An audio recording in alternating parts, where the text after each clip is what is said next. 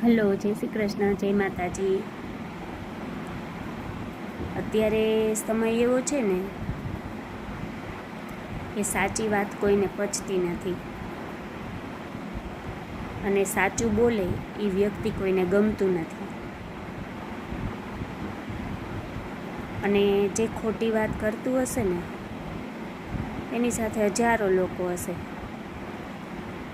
અને જે ખોટી રીતે ચાલતું હશે ને એને સૌ સપોર્ટે કરશે, સાથે આપશે. પણ યાદ રાખજો, જાજુ ન ટકે. એટલે જ સાચો વ્યક્તિ છે ને હંમેશા એકલો હોય છે, અને સાચાનો સાથ આપવો ને બહુ અઘરું કામ છે. જેનામાં જીગર હોય ને એ જ સાચાનો સાથ આપી શકે, બાકી ખોટા હારે તો લાંબી લાઈનો લાગે છે.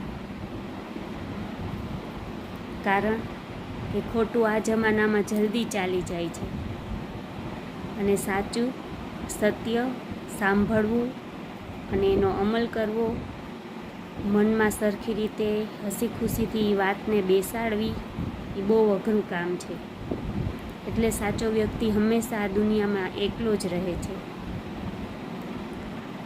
અને સાચા વ્યક્તિને દુઃખ એ વાતનું નથી લાગતું કે એ સાચું બોલે છે છતાંય એકલો છે.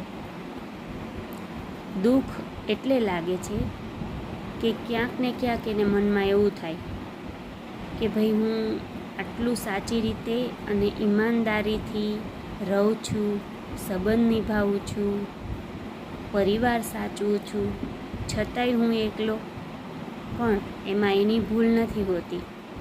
ભૂલ એની છે કે આ કળજુગ છે, અને કળજુગમાં સાચું બોલનારા છે ને બહુ પાછળ રહી જાય છે, અને ખોટી વ્યક્તિ અને ખોટું બોલનારા એનાથી 100 કદમ આગળ હોય છે.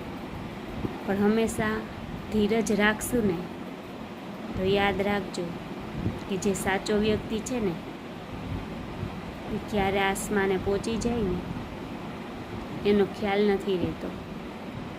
સાચાની સાથે ભલે કોઈ ન હોય, પણ ઠાકર ધણી તો હોય જ છે.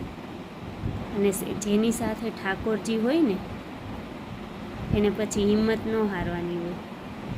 મહાભારતમાં યુદ્ધ લડાયું હતું ત્યારે કૌરવોને આખી સેના આપી દીધી હતી કૃષ્ણજીએ, અને અર્જુને કૃષ્ણને ચૂન્યા હતા.